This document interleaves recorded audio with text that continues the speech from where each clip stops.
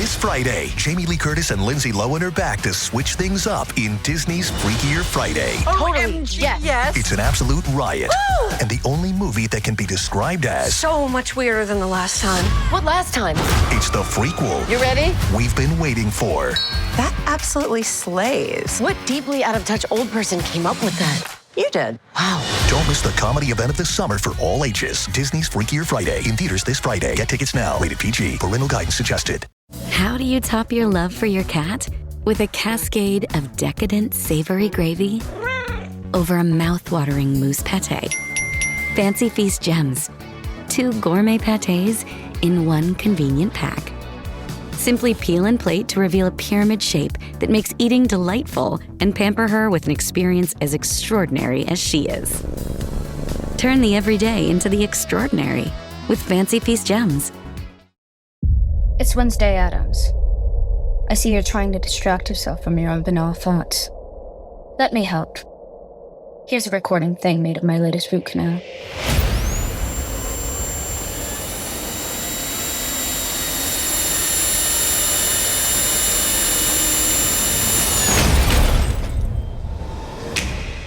Wednesday Season 2 is now playing only on Netflix.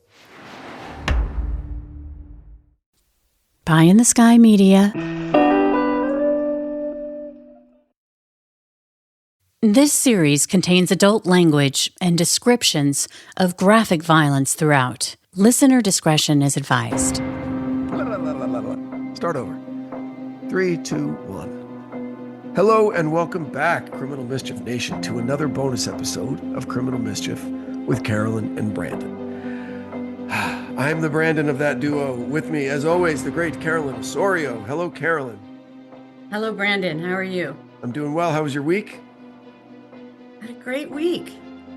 Yeah, I was trying to think of... It was busy. Lots of work. Lots of work. I know you're busy too. That's good. Yeah, we had some Seattle weather down here. It's been raining for 3 days. Oh my gosh, it's been like so cold up here. Yeah, it's been cold. It got down to 39 here in Los Angeles last night, which is cold for us. It's cold for anywhere, but it's really cold for us. And all my attention and all my worry has been on these two stray cats we've been feeding for a couple of weeks that come to our back door. And so I made a nice little warm spot for Stray cats running on a stray. I left the door open to my workshop. I left the door open to my workshop and put some warm beds down in there. You're like a cat predator. And some food in there, and just want them to be warm and dry, you know. And they started using it.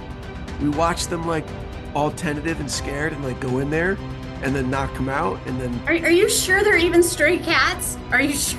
They're beautiful. they're like these beautiful like dark gray, almost like a Norwegian blue, but they're not big enough to be a Norwegian blue.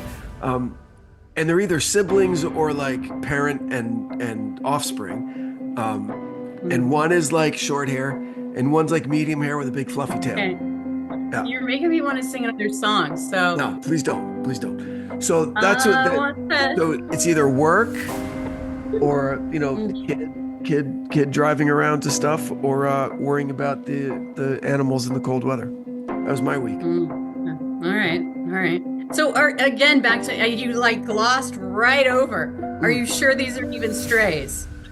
There's no collars on them. But that doesn't mean our cats don't have collars on them. Right, but they seem to be in really good shape. But then so they're not strays. But then why don't they go inside at night? Like what's the explanation?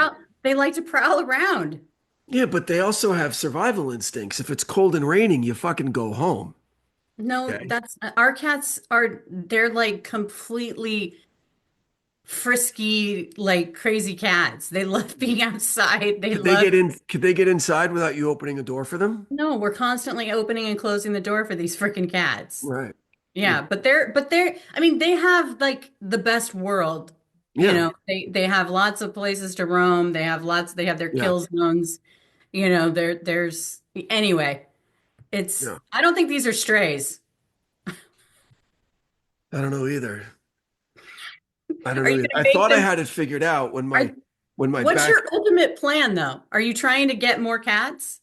I don't know. My wife noticed one of their ears is the tip is clipped, which is generally a sign that was a stray that was captured, spayed, and released. So it might be that. Because of it. What about getting in a fight? No, you could tell this thing's never been in a fight. This thing's like Oh, beautiful and gorgeous and right. okay. It's never it's All right, these aren't strays. All right. yeah, I don't know. I don't know. I thought because my back neighbor was You're going to replacing be the on fence. How to Catch a Predator, but Yeah. cat version. My back neighbor was replacing their fence, so for a couple days there was free access between the properties. I thought maybe it was their cats, but we asked him. He goes, "No, he doesn't have cats." So anyway, uh, 2 Christmases ago, I rescued 2 strays that were kittens abandoned by the LA River, um, and found them a great home with an old friend of mine. And now I just get tons of pictures of these 2 cats that hit the fucking jackpot with this family. I mean, they've got indoor like jungle gyms that they go on Oh and my like gosh. heated beds and like Oh they my eat gosh. like it's crazy. So they did really well. But anyway, let's talk about this. I couldn't wait to talk about this episode because I enjoyed it for a number of reasons. One, this guy's a lunatic. He's a lunatic. Okay. Yeah. Um, Yeah. Two, amazing what damage and destruction and havoc you can wreak when you think God is on your side. Okay. Oh my And gosh. and three, I totally understand where he was coming from. Okay? Because some ruthless real estate developer was trying to hustle my grandmother like 15 years ago about an easement on her property in New Hampshire. And I wanted to strangle this guy and blow up everything that he owned. So, like, I get it. I would never cross the line into vigilante justice, but we'll get into it. We'll get into it because it's a really interesting story. Yeah. And this is one of those like almost like Luigi Mangione stories, right? Where you can get people on both sides of it. Okay. Absolutely. Yeah. Yeah. Yeah. So first, how did you find the story? This was like 30 years ago it started.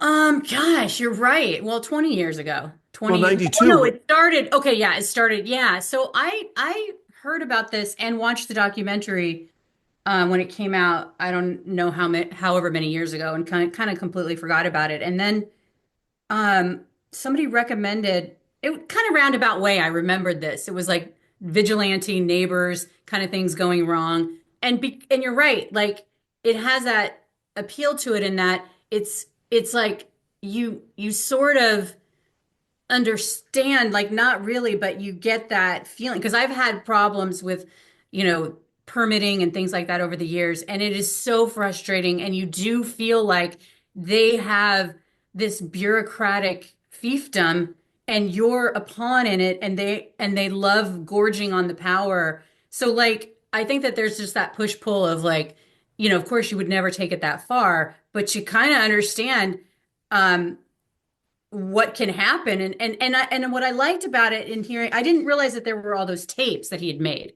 So I like the kind of, I was kind of a little bit felt icky about giving him a platform and talking about because it reminded me of the Peter Keller guy who built his, you remember the bunker in underground? And how he kind of, where, he keeps planning and plotting The and most building. patient man in the world. Yes. Yeah. Years And and years and years. years and years and grueling. And it sounds like this was kind of the same thing where he's like sweat. I mean, I can almost feel the sweat pouring off of his body as he's welding and getting those huge sheets into He was like place. the vigilante version of like Steve Jobs or an Elon Musk, these guys that sleep on the couch in their office so they could work like constantly, right? Like he moved into his workshop to The secret. And he thought of everything. yeah. And it's like what I also think it's crazy how you Almost can. everything. He thought of almost everything. Okay, He lacked a basic kind of understanding of how, internal combustion engines work and they need airflow to maintain. Like that was his one oversight. Or he could have fucked he up didn't that whole town. he didn't realize that there was he did. It was like $7 million. Yeah, 13 buildings. There was a lot more shit that he could have fucked up. Yeah, okay. So like just that thing of like, okay, if somebody, says hi to me, I won't kill you. It's kind of like he reinforcing the God was on his side and like nobody was catching him and he kept waiting to be caught and that reinforced that. And it was just like nobody was paying attention to you, dude. Like nobody cared. Nobody cared. Nobody They cared. figured that they won, that they beat you, that, the small town cronyism, which is fucked up. It is. It is. But it exists. He's an outsider. You use the word legacy families a bunch of times. I mean, and it's true. And it's weird. He just wanted to find a cool place to retire and to have a business and own some land and fell in love with this little town and then just ran smack into, you're not wanted. You're not doing what we want to do. We had a plan and you messed it up because you brought more money with you to the auction, and that it's so messed up that they ruined this guy's dreams. They ruined his life. Okay. They make him have to tie into the town water and sewer because they knew it was, financially not feasible. And so he needs an easement from his enemy. He needs his enemy to go, yeah. And the enemy's like, well, you got to do this for me. I mean, the guy was backed into a corner. I know, but can you imagine going to those meetings? I don't know if you've ever been to any of those meetings. We had to actually go to a water meeting, and these guys were like sitting around, and there was all guys. They're all sitting around the table. And I was like massively pregnant at the time. And I was like, they wanted to know all of our records. Like we had to bring like how much we paid for our house. And then they were talking about it like as if we weren't even there. And I'm like, you guys suck. Yeah. It took everything I had to not, well, I think I actually did go off on them because it was just so ridiculous. The power that they were wielding, these middle-aged dudes who were like all the power in their little fiefdom, what they say goes. Yeah. And so this guy must have felt like such an outsider and felt so powerless for what was going on, and again, no, I don't agree with what he did at all. I'm amazed that no one got killed. It must have been a very slow moving, killdozer. Did you look it up? No, I can't wait. I want to see pictures of it, but was literally like nothing you've ever seen before. It's the work of a madman who thinks that Jesus is whispering in his ear, yeah, go tear up the town, dude. Do it. They deserve it. You're doing my work. Thank you, Son of God. You're doing great. I know. This is what I want you to do.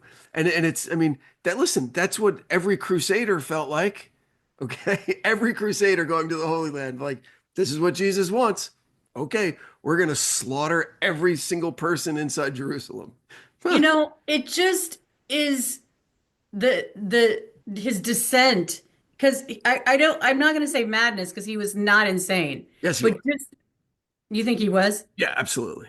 That's not the actions of a sane person. He knew what he was doing. I mean, I think of it. Of course. He totally built a death machine.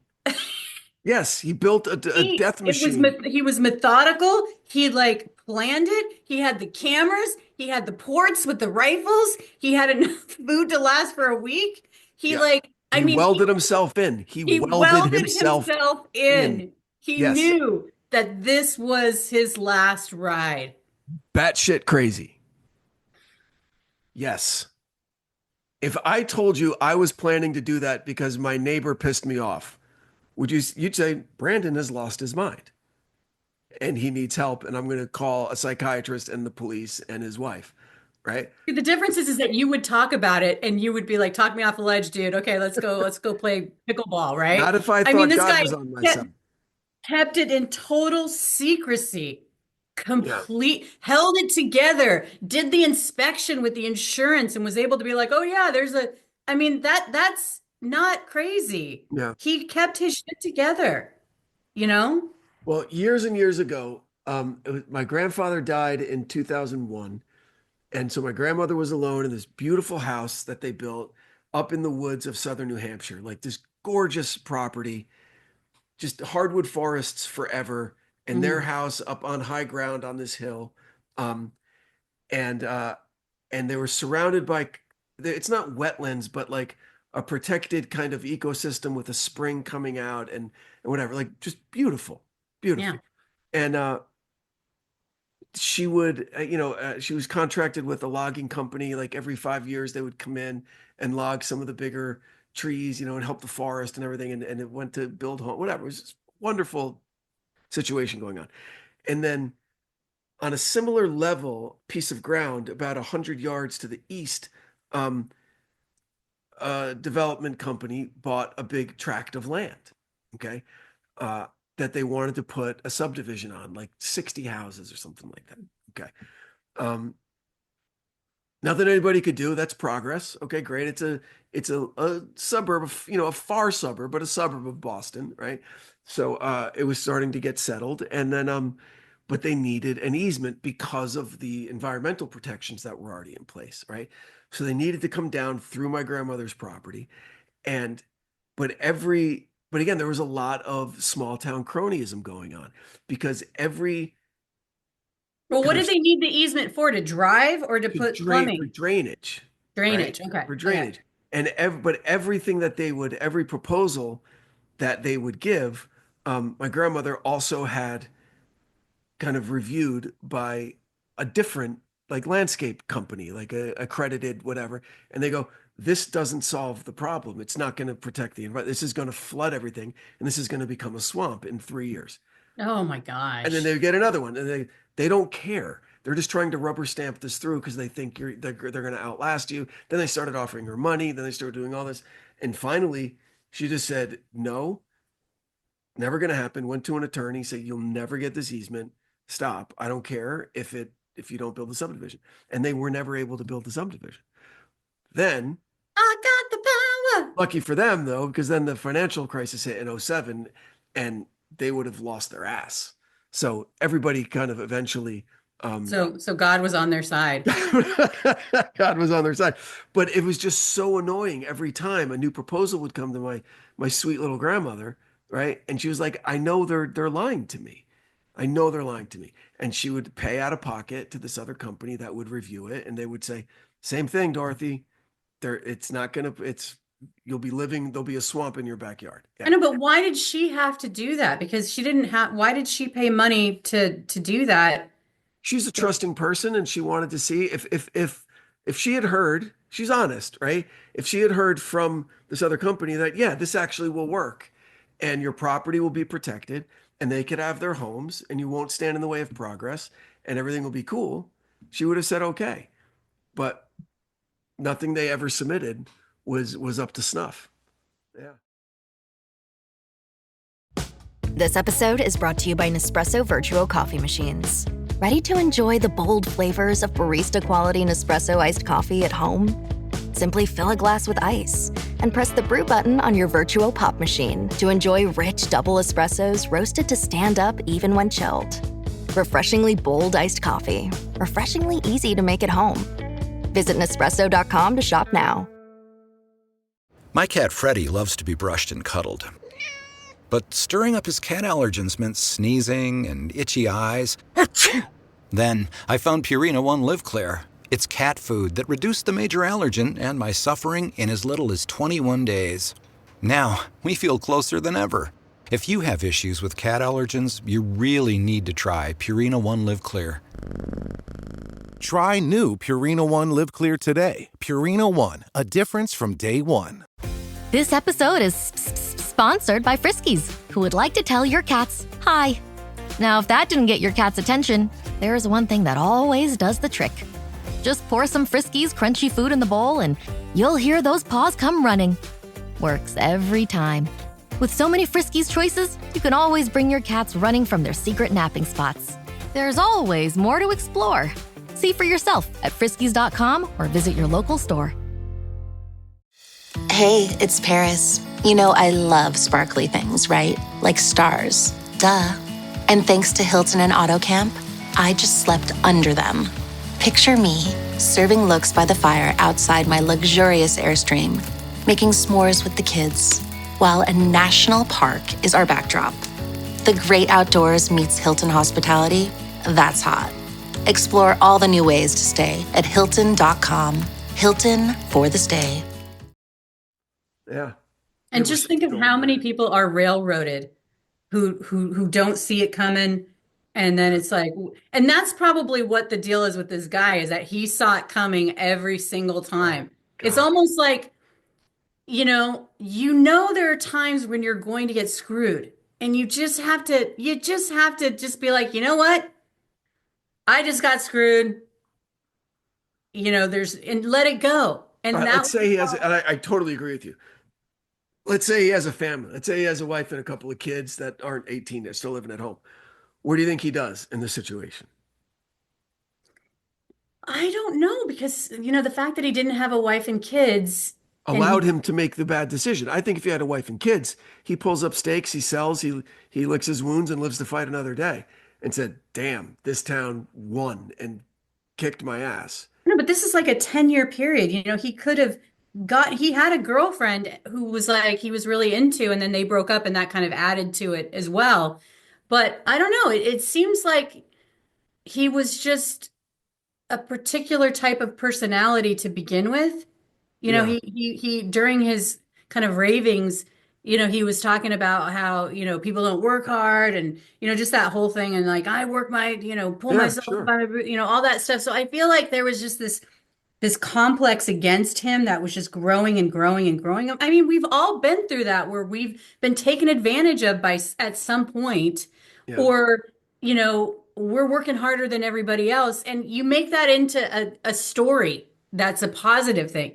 He chose to absolutely focus on it, obsess about it. He could have just, if he really wanted to screw it to him, he could have just spent the 60 grand to get. That's what I was going to say. Spend the 60K and live well, and they would have hated him for it. And they would see, that's how my mind works. Yeah. My mind would have been like, how can I show them outwit them, basically? How can I outwit this system? And if I can't, then I need to just figure out how to walk away from it. But if I can, let's do that, because that'd feel real good, The one thing he had no control over, though, was the cement plant going up. That was upwind from him, right? There was nothing that he could do about that. Yeah. There was no way to outwit them on that. They gave the permit. They built the place. They did it at him. They did it on purpose, Yeah.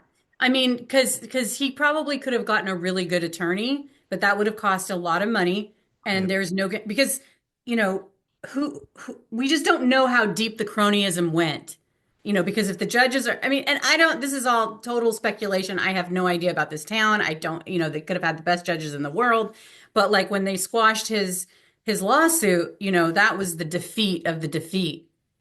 So what's the lesson here? Is no one to walk away, no one you're beat?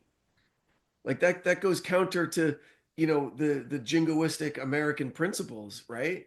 It's like, fight on and right. I mean, you gotta. I think that also that principle of American pull yourself up by your bootstraps. That part of that is knowing that you're going to work harder than everybody else, and you're going to be smarter. That you just keep plugging away, and you're not going to win every fight, but you don't give up. And in this way, he gave up. He got on their level, wanted to get even, wanted to get revenge, and it's like, he's going to teach them a lesson. But he didn't. He kept saying that. He's going to teach them a lesson. I mean, they can rebuild, and he ate a bullet. What's the lesson? Well, he said that shows how small he is. That he lost. But apparently he's like, a lot of preppers were really into his story, and right. You had me at preppers. Okay. I don't really need, that on my side, right? Hey, I got the prepper vote, man. So, we're cool.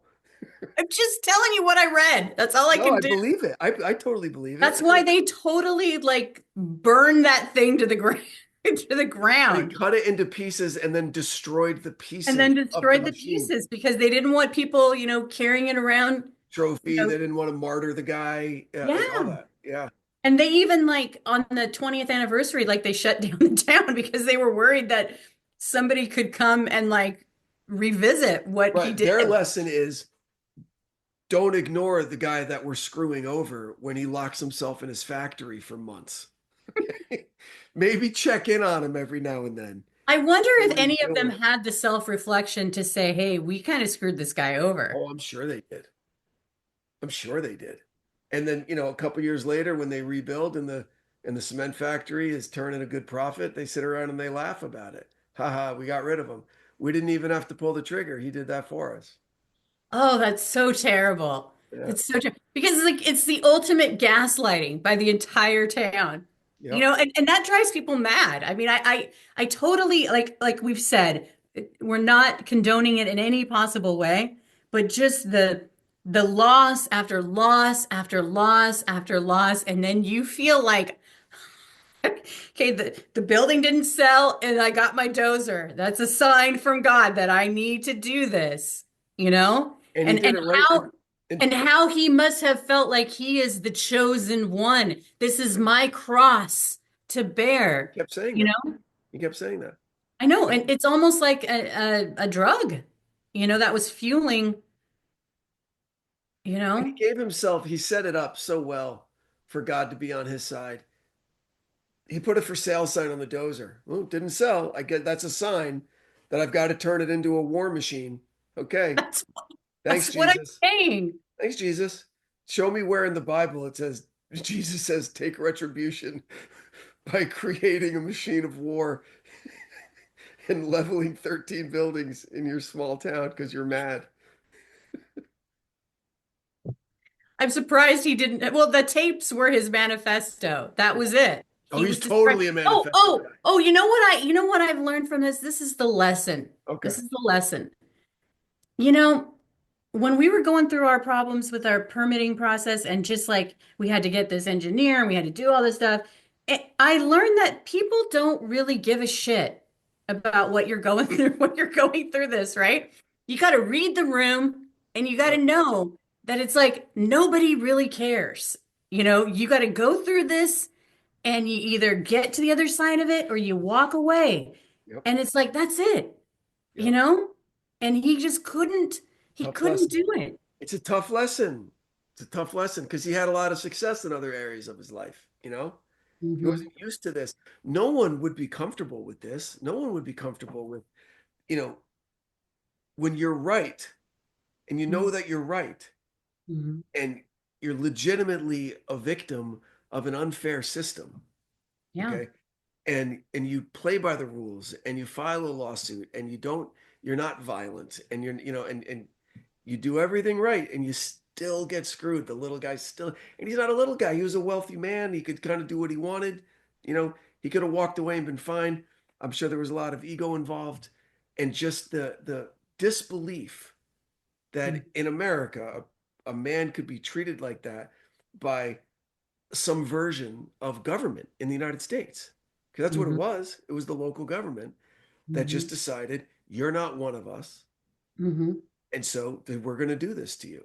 I know, but people have been dealing with this forever. Minorities, like just, people new to the country. I mean, just. Absolutely. It's entitlement. It's like. The guy takes it in the shorts. Yeah. Absolutely. And it's like, he couldn't just let it go. He could have just sold that property. And apparently they made offers and then he just didn't take it. $400,000. Well, he took that one, but the other ones before this whole plan. Yep. I just think they were probably just so smug.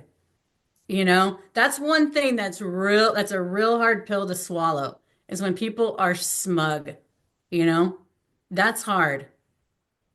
Yep. With their gavels on their little podiums and it's a small town and they just think that their knowing smile that they're getting over on you and there's nothing you could do. And then gaslighting you like they're not. That's the thing. That's that sweet spot right there where it's like the hardest thing. Yeah. Sometimes you just got to take it. Sometimes you do and you learn from it. I mean, gosh, even when you think about the law, sometimes like a lesson that I've learned is like, I think that if people hear the story, they will see that I'm right or whatever. But then it's like, no, that's not how the law works. The law works. You could be totally right. But if the law does not support It doesn't support like the right thing always. You know what I mean? I'm kind of talking around it because I don't want to get into specifics, but like, No, I understand. yeah, It's the people who pass the laws. But I'm just saying, like, laws that are skewed to favor certain groups. Yeah, but just there's all these intricate laws that you don't know that you're not, that just seem like common sense, Yeah. but they're not. You know what I mean? Well, what you don't do is chill with Jesus while you're building your war machine and feel like he's patting you on the back and says, "You're doing my work, my son." That's ridiculous. And that's, in my opinion, that's the act of a lunatic. So, well, and thankfully nobody was killed.